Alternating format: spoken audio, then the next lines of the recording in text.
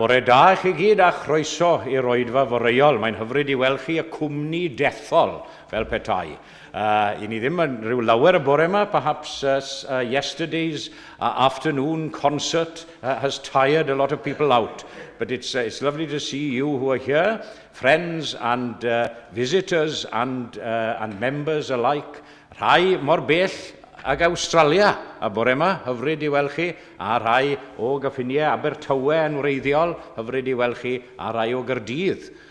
Felly ein bod ni yn fach o ran nifer, mae'n hyfryd I weld yr ymwelwyr gyda ni. Lovely to see you all. And please stay for a cuppa and social afterwards. Felly, fe unw ni I gannu ein hemyn agoriadol, 246, 246, diw tairnasa ar y ddeiar o'r gorllewin pell i'r de, cymerfeddiant o'r ardaloedd pellaf twyllaf I syne, hael cyfiawnder, llanw'r ddeiar fawr a thras, 246.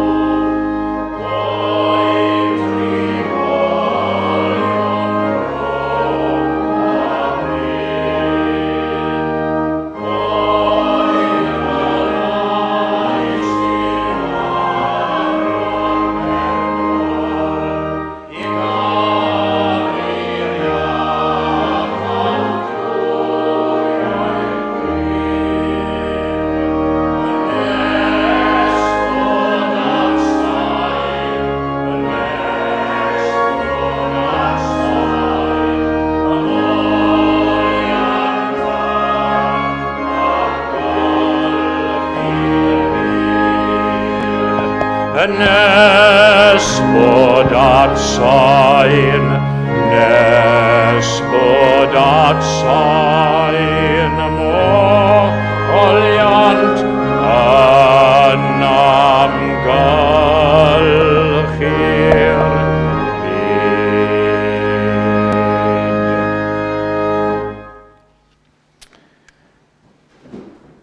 Ni'n troi at Efengil Ioan ar gyfer ein darlleniad y bore yma, the Gospel of John. Gospel of John, chapter 3, and we're on page 261, page 261 of the bilingual testaments in your pews, the third chapter of John. ac yn darllen hyd at yr unfed adnod ar 20. Reading to the 21st verse. Yr oedd dyn o blith y Phariseaid o'r enw Nicodemus, aelod o gyngor yr Iddewon. Daeth hwn at Iesu liw nos a dweud wrtho, Rabi, fe wyddom i ti ddod atom yn athro oddi wrth ddiw. Ni allai neb wneud yr arwyddion hyn ar wyt ti'n ei gwneud, ond i bai fod Duw gyda gef. Atebodd Iesu ef, yn wir, rwy'n dweud wrthit, ond i chaiff rhywun ei eni o'r newydd, ni all weld teyrnas ddiw. Meddai Nicodemus wrtho, sut y gall neb gael ei eni ac yntau'n hen? A yw'n bosibl tybed i rywun fynd i mewn i groth ei fam eilwaith a chael ei eni? Atebodd Iesu, yn wir, rwy'n dweud wrthit, ond i chaiff rywun ei eni o ddŵr ar ysbryd, ni all fynd i mewn i deyrnas ddiw. Yr hyn sydd wedi ei eni o'r cnawd, cnawd yw. Yr hyn sydd wedi eni o'r ysbryd, ysbryd yw. Paid ar hyfeddu i mi ddweud wrthit y mae'n rhaid eich geni chwi o'r newydd. Y mae'r gwynt yn chwythu lle y mynd, ac yr wyt yn clywed ei sŵn, ond ni wyddost o ble y mae'n dod, nac i ble y mae'n mynd.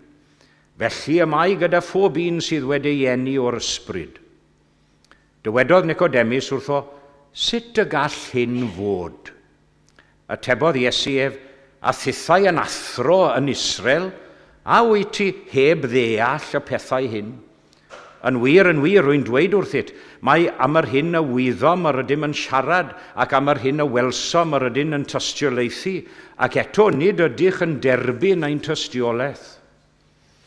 Os nad ydych yn credu ar ôl i mi lefaru wrthych am bethau'r ddeiar, sut y credwch os llefaraf wrthych am bethau'r nef? Nid oes neb wedi esgyn i'r nef, ond yr un a ddisgynnodd o'r nef, mab y dyn. Ac fel ydy'r chafodd Moses y sarff yn yr anialwch, felly y mae'n rhaid i fab y dyn gael ei ddyrchafu. Mwyn i bob un sy'n credu gael bywyd tragwyddol ynddo ef. Do, carodd Duw y byd gymaint, nes iddo roi ei unig fab, mwyn i bob un sy'n credu ynddo ef beidio a mynd i ddistryw, ond cael bywyd tragwyddol. Oherwydd nid i gondemnio'r byd yr anfonodd Duw ei fab i'r byd, ond mwyn i'r byd gael ei achub trwyddo ef. Nid yw neb sy'n credu ynddo ef yn cael ei gondemnio, ond mae'r sawl nad yw'n credu wedi ei gondemnio eisoes, oherwydd ei fod heb gredu yn enw unig fab Duw. A dyma'r condemniad, i'r goleuni ddod i'r byd, ond i ddynion garu'r tywyllwch yn hytrach na'r goleuni, am fod ei gweithredoedd yn ddrwg. Oherwydd y mae pob un sy'n gwneud drwg yn casau'r goleuni, ac nid yw'n dod at y goleuni rhag ofn i weithredoedd gael ei dadlenni. Ond y mae'r sawl sy'n gwneud y gwirionedd yn dod at y goleuni, fel yr amlygur mae yn niw y mae ei weithredoedd wedi ei cyflawni. Ychwanegau Duw i fendith at y darllen a'r gwrando hefyd o'i hair. Ac fe unwn ni i ganu unwaith eto ein hael emyn i 366, 366. Cyfieithiad di Tecwyn Evans o eiriau Charles Wesley. Charles Wesley's great hymn, Jesus, Lover of my soul.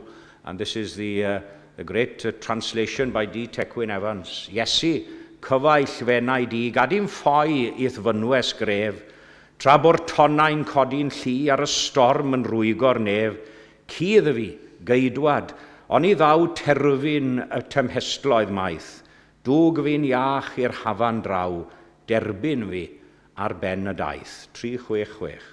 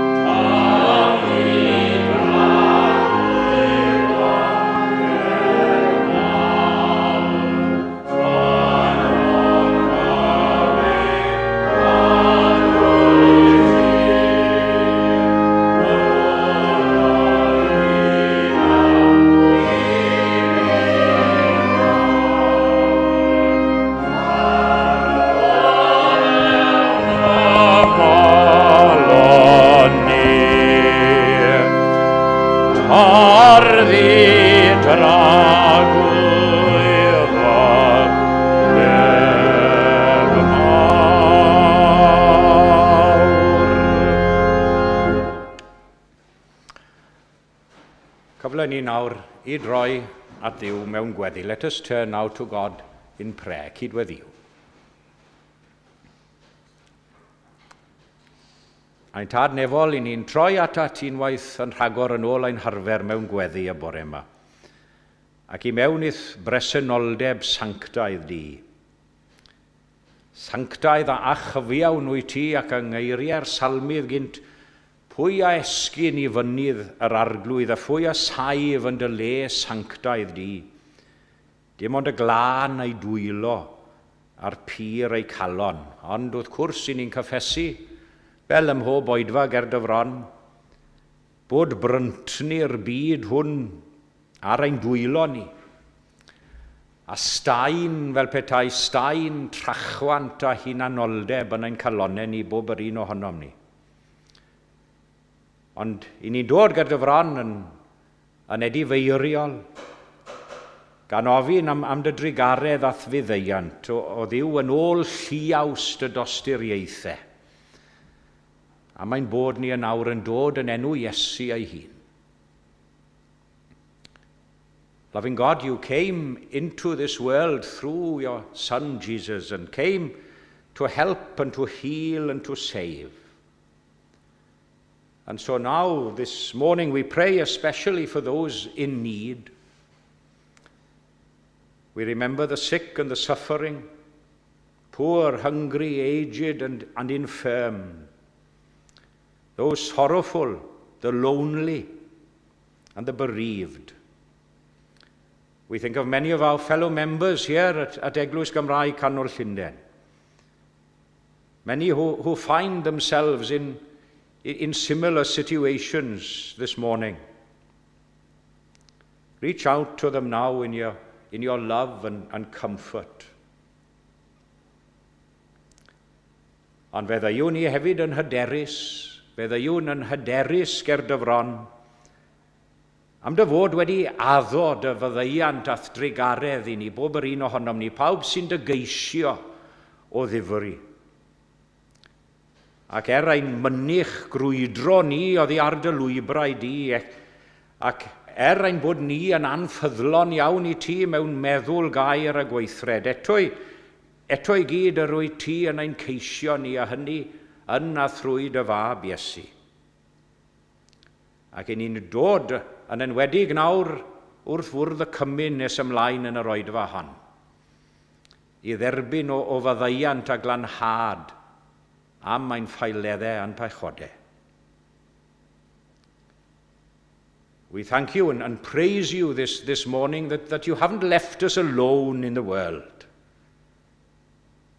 You have given us and promised us your Holy Spirit, the great comforter, the great enabler to be with us as your people, to inspire and strengthen us on life's journey, although that journey can be very, very difficult at times. I ni'n diolch I ti am blannu yr awydd ynom ni eithgeisio di y bore yma. Diolch am feithrin ynom ni gyd yr awydd mi agodaf ac af at fy nhad fel ddwedodd y mab a fradlon gynt. A dyma ni yn dod at unwaith eto, fel meibion a merched a fradlon, yn troi ein golygon tuag adref unwaith eto. Lord God, we pray now once more for you to bring that assurance to us that even in the darkest moments, in the midst of the greatest challenges life brings, during the most worrying times, that you are there for us. And that your light, as we read in the reading, the light, those who love the light, that you are able to bring light out of darkness and hope out of despair and joy out of sorrow and even good out of evil, and that there is a new beginning in you each day. And we thank you for that today. Tynnu atat yn awr o arglwydd. Tynnu atat gwna ni'n un yn dy gariad pyr dy hun. I ni'n gosod ein hunain yn dy law ac yn Gofyn ar ei ti ein harwain a'n cyfarwyddo ni yn yr oedfa arbennig hon. Ac i ni'n cyflwyno ein gweddiau cyhoeddus fel hyn ynghyd a'n gweddiau tawel personol ni hefyd. Yn haeddiant Iesu Grist ei hun, cyfryngwr mawr y Testament Newydd a chymodwr mawr y bywyd newydd, ryngom ni ath y dyd y hun. Amen.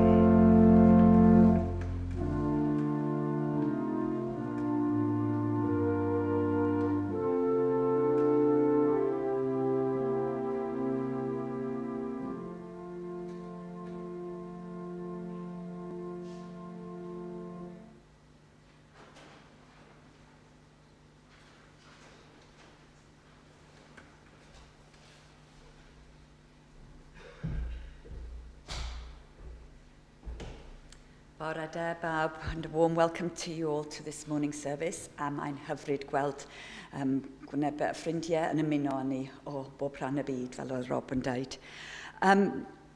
Diolch yn fawr iawn i'n gweinidog, Rob Nichols, am ein harwen i y bore yma, ond hefyd am ei waith caled yn trefnu'r cyngerdd arferchog i ni ddwy. A tra dwi'n ni'n diolch i Will hefyd am ei waith caled ddoe wrthi'n cyfeilio ac yn arwen y corau. Diolch i'ch dau. The order of services are much the same for the coming week. So this afternoon at 4:30 there is a Bible discussion group followed by a 6 o'clock evening service. But tonight at 7:30 is the Curry Club, and I forgot to announce this last week, so I am going to announce it this time. So 7:30, Club Curry Capel, yn Yala, 12 Winsley Street, holwch I Rob mwy am y manylion. So felly heno. For the coming week, on Wednesday, our usual short service followed by fellowship, and next week our minister be with us. Also, we have got a youth choir joining us, the First United Methodist Church of Birmingham, Michigan. So please do come and listen to the youth choir as a part of the service next Sunday morning. The usual services, order of services for next Sunday. One thing to announce is we have got a performance here on Wednesday the 20th. It's an organ recital given by Oliver McFarlane, a former BBC TV producer of the Proms concert. And that will be on Wednesday, the 20th of July at 1:05, and everybody's most welcome, so do please come along. Now we'll come around to with a collection, and then please do come and join us for a cup of tea and a social afterwards.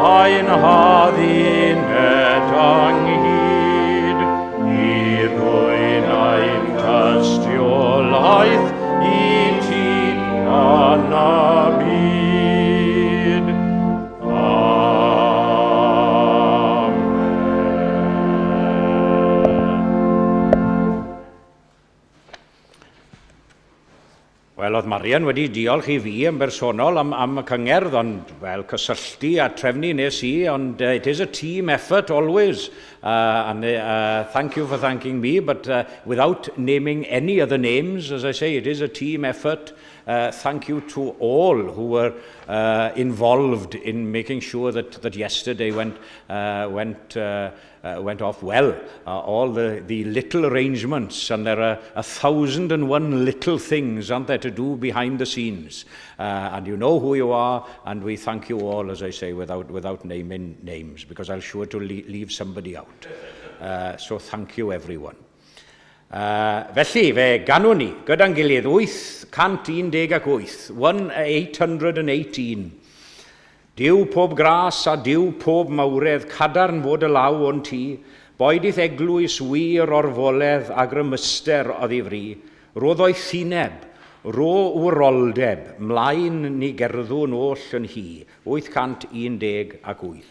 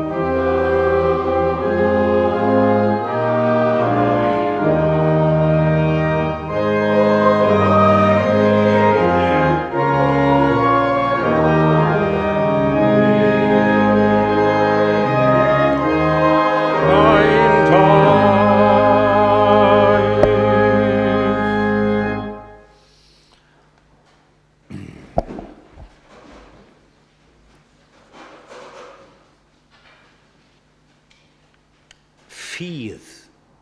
Faith. What a word.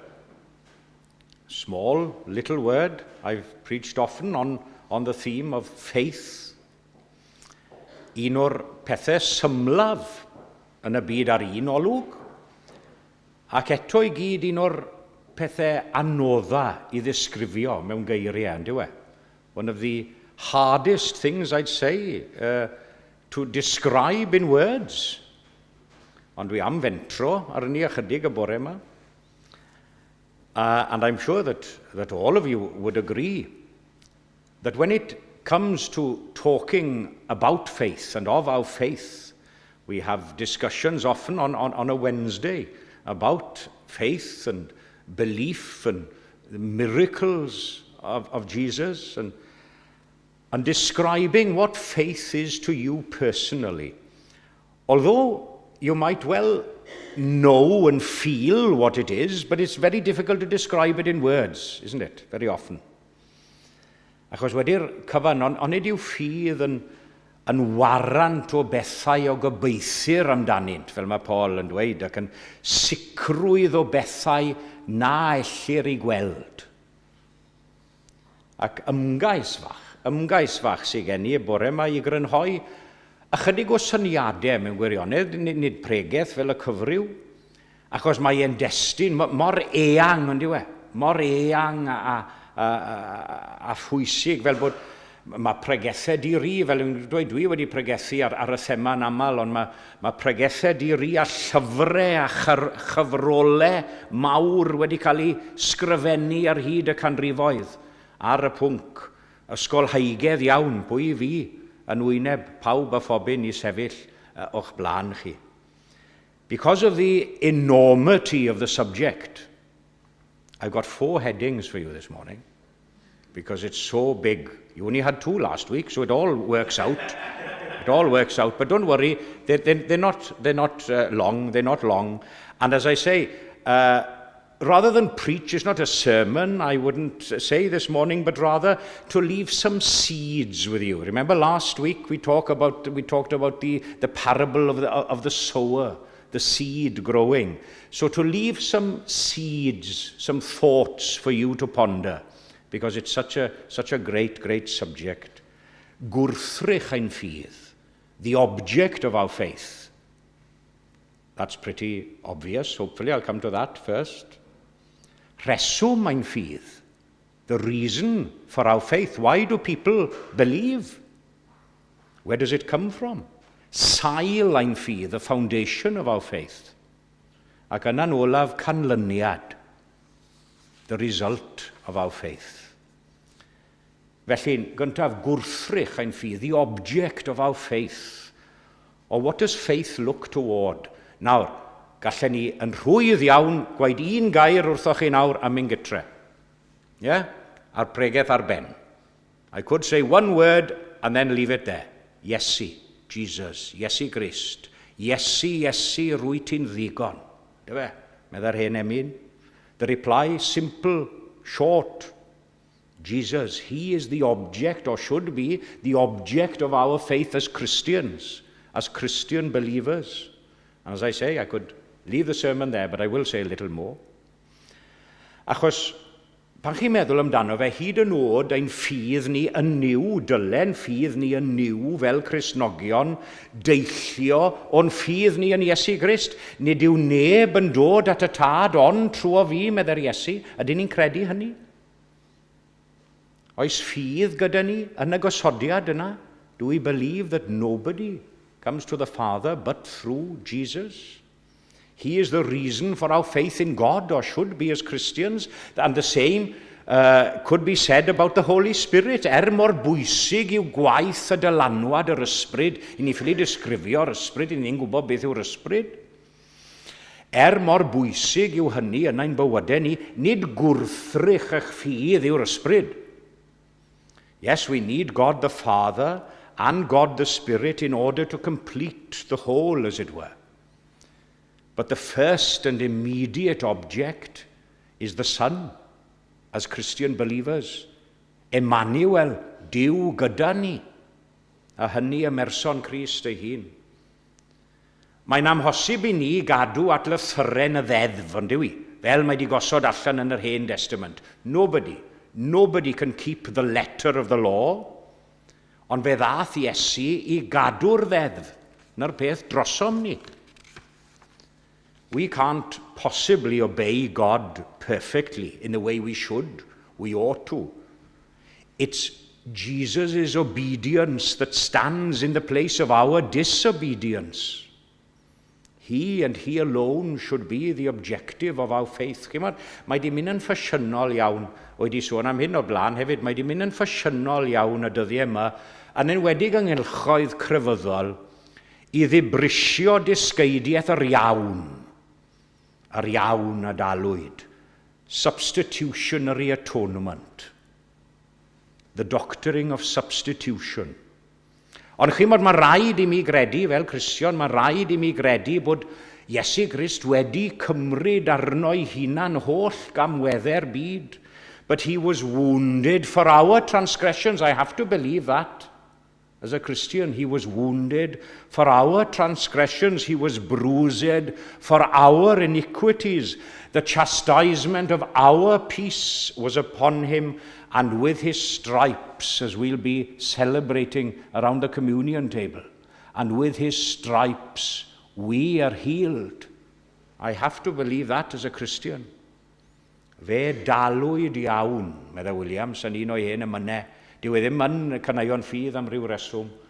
Fe dalwyd iawn nes clirio llyfrau'r nef yn llawn. Heb ofyn dim i mi. Ie, felly Dyw yng Nghrist, a nid Dyw ar wahân i Grist, yw gwrthrych mawr ein ffydd ni.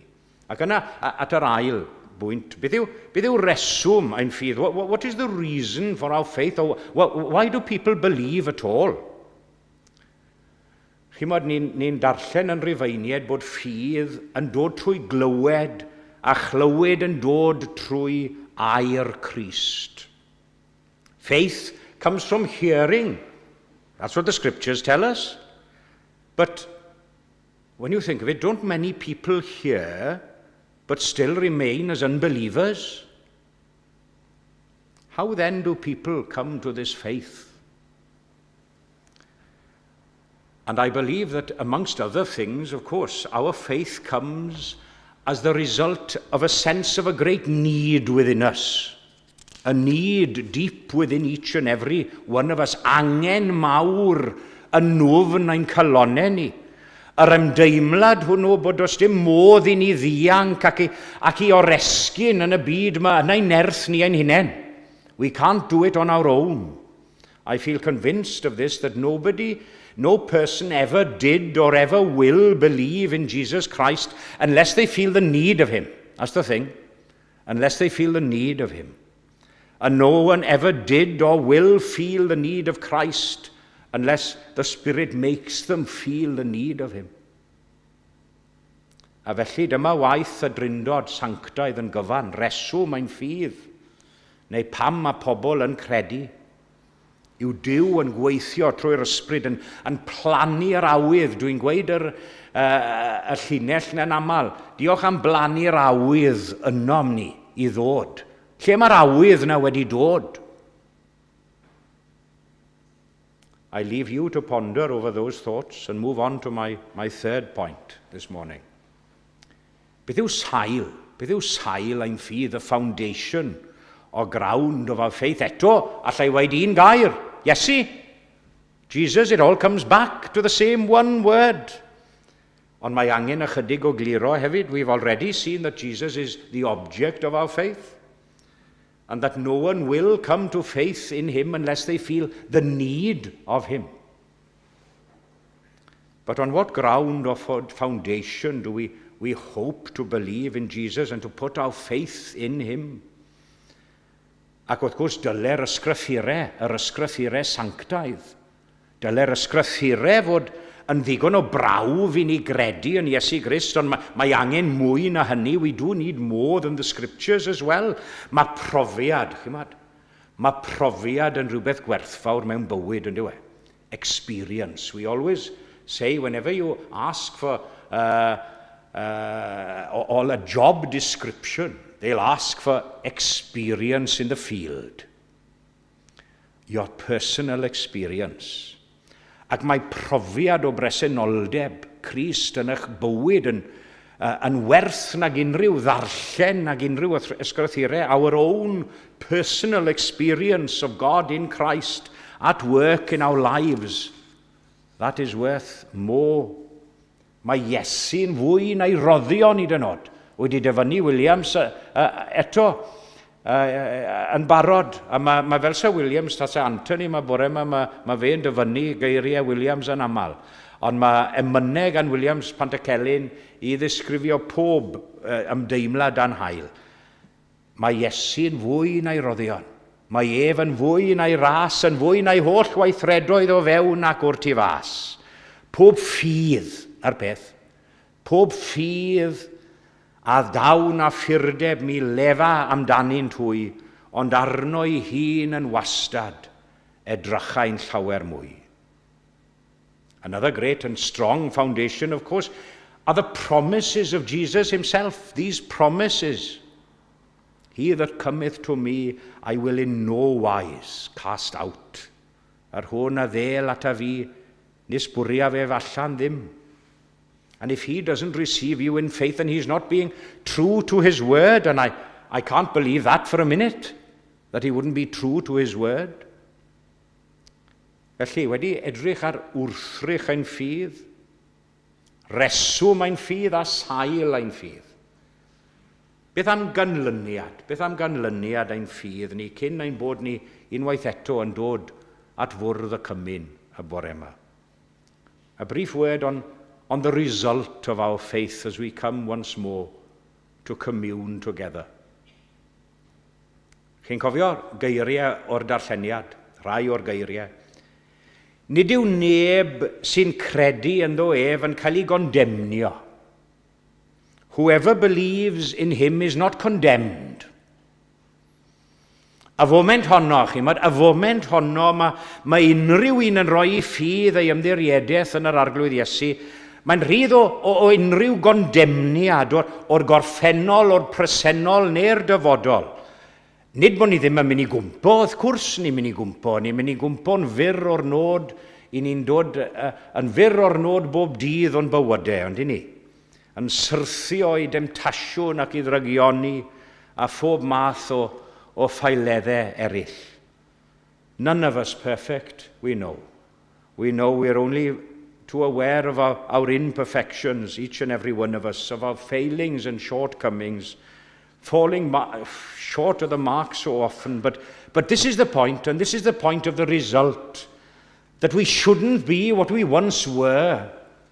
We shouldn't be what we once were. I love to choose and see my path. I often quote those words by Newman. I think I quoted him a few weeks ago. Lead kindly light, but now lead thou me on. I loved the garish day, and spite of fear's pride ruled my will. Remember not past years. Achos mae'r gwedd newid i fod yn gyflawn. Nid ydym yr hyn yr oeddem ni gynt na'r pwynt. We shouldn't be that which we were. A gallwn ddweud gyda Charles Wesley hefyd, we've sung one of his translations already this morning. As with Newman, no condemnation. Remember the words, the great words? No condemnation now I dread. Jesus and all in him is mine. Bold I approach, and we can approach this morning the communion table in a bold way and claim the crown through Christ my own. Da yw'n anhyderus felly, at fwrdd y cymyn y bore yma, at fwrdd i ddioddefiadau fe, a hynny mewn hyder ostyngedig iawn gan blygu pen a diolch iddo. Diolch iddo byth am gofio llwch y llawr. A hynny gogoniant i'w enw. Amen.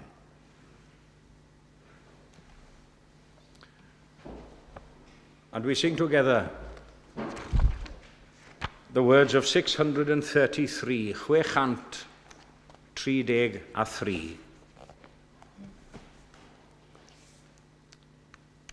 Tydi fi'n rhodio ffordd emaes rôl torri grym y bedd. Yn yna mewn calonnau oer a fflam o ddwyfol hedd. Tydi fi'n torri'r bara gynt tyrd eto atom ni, a dwg ni oll o gylch y bwrdd i ddlwy'r adnabod di. 633.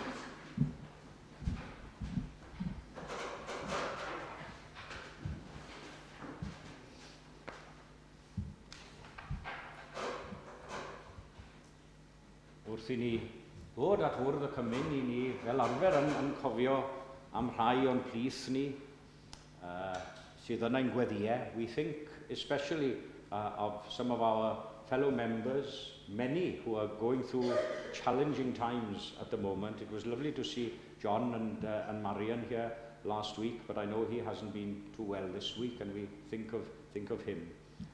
And others as well. It was lovely to see Wyn and Nora yesterday, but Wyn has been in hospital lately over the last week.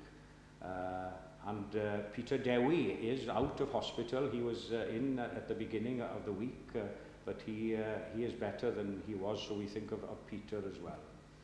And as I say, many others who are continuing with treatment, hospital treatments and various appointments that they have on a regular basis, and we think of you. Many people going through difficult times. And as we say, and we will be saying together, one of those lines in the church covenant, I gario beichiau ein gilydd, to carry each other's burdens. And that's what we do as a family of faith, thinking of the great word of faith that was mentioned in the sermon. Cario beichiau ein gilydd. So we say together before the communion table our church covenant, which is in the back of your hymn books, the church covenant, cyfamod eglwysig.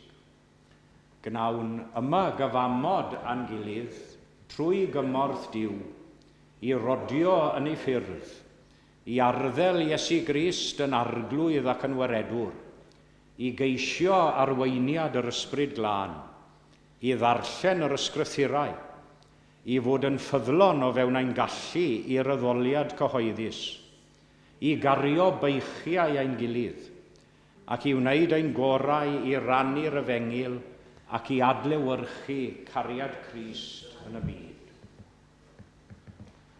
And we read from Paul's first letter to the Corinthians, as he notates there the Last Supper. Canis mae fi a dderbyniais gan yr arglwydd yr hyn hefyd a draddodais i chwi, bod i'r arglwydd Iesu yn os y brydychwyd ef gymryd bara. Ac wedi iddo ddiolch e fe a'i torodd ac yddywedodd, cymerwch, bwytewch, hwn yw fy nghorff yr hwn a dorir trosoch. Gnewch hyn coffa amdanaf. Yn yr un modd, e fe gymerodd y cwpan wedi swperi gan ddywedid, y cwpan hwn yw'r testament newydd yn fy ngwaed. Gnewch hyn cynifer gwaith bynnag yfoch coffa amdanaf. Canis cynifer gwaith bynnag y bwytaoch y bara hwn ac yfoch y cwpan hwn, a dangoswch farwolaeth yr arglwydd, on I ddelo. Let us turn now to God in prayer. Cydweddion, let us pray.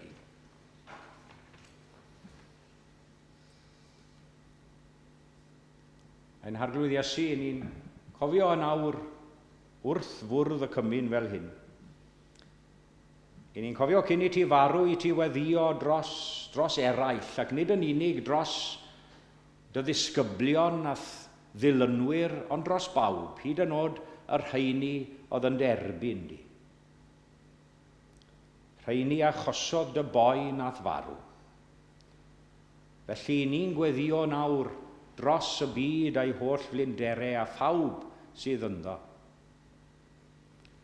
We are reminded, as at every communion table, of how much you have loved us and how much you were prepared to go on our behalf and to make the total sacrifice for us. Accept us now in faith and love as we offer a little of ourselves. We should offer much more, but we offer a little of ourselves as living sacrifices to your service. Gofynnwn hyn oll yn dy enw glân a sanctaidd ti dy hun. Amen. Felly, I ni'n cofio o'r nos y bu Iesu gyda'i ddisgyblion yn yr oriwch ystafell iddo gymryd bara, ac wedi iddo ddiolch e fe a'i torodd, ac yddywedodd, hwn yw fy nghorff, yr hwn a dorir trosoch, cymerwch a rhenwch yn eich plith a chynifer gwaith bynnag ac y gnewch hyn. Gnewch coffa amdanaf. Bwytawn bawb o hwn.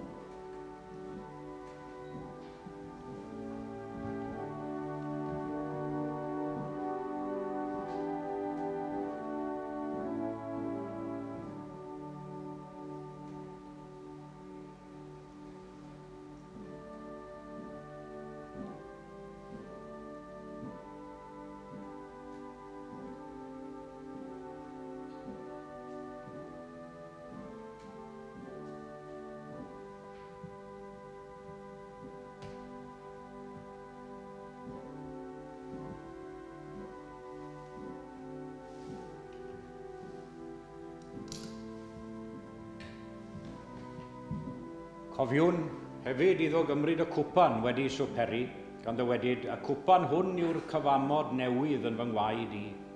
Cymerwch a rhenwch yn eich plith, a chynifer gwaith bynnag ac y gnewch hyn. Gnewch coffa amdanaf. Yfwn bawb o hwn.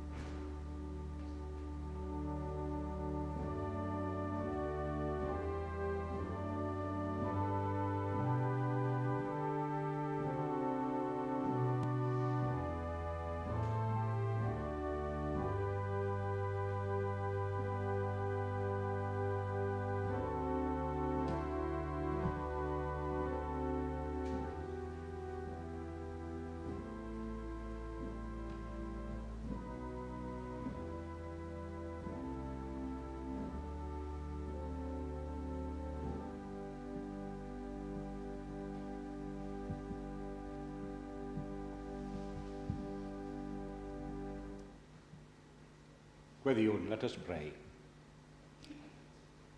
Lord Jesus, we have remembered your death, but we remember your resurrection and the fact that you live with us now.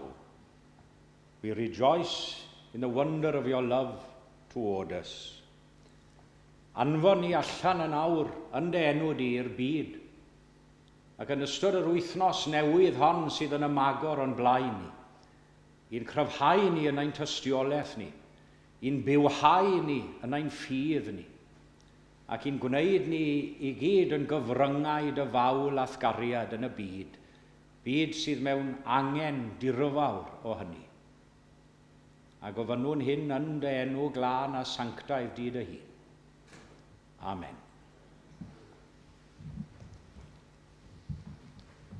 And we sing together, seated, to conclude our communion service this morning. Hymn number 509. 509. O iachawdwriaeth gadarn, o iachawdwriaeth glir, fi dyfais o'i chaffelib erioed ar fôr na thir, mae yma rhyw ddirgelion, rhy ddyrus un ti ddyn, ac nid oes all ei datrys ond diwdod mawr ei hun. 509.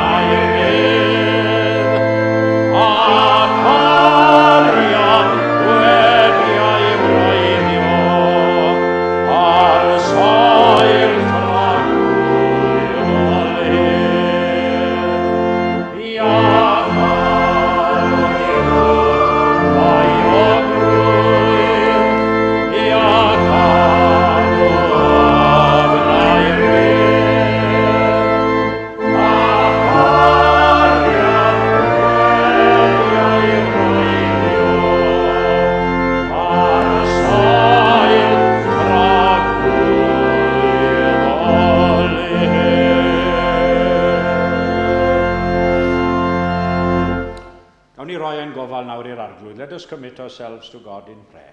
iachad oddi wrth ei ogrwydd, iachad o ofnau'r bedd, a chariad wedi wreiddio ar sail tragwyddol hedd. Bydd gyda ni nawr o orglwydd wrth i ni adel ein hunain a gollwng ein hunain yn dy ofal dragwyddol di.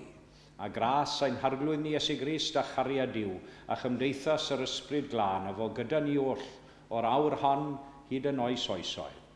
Amen.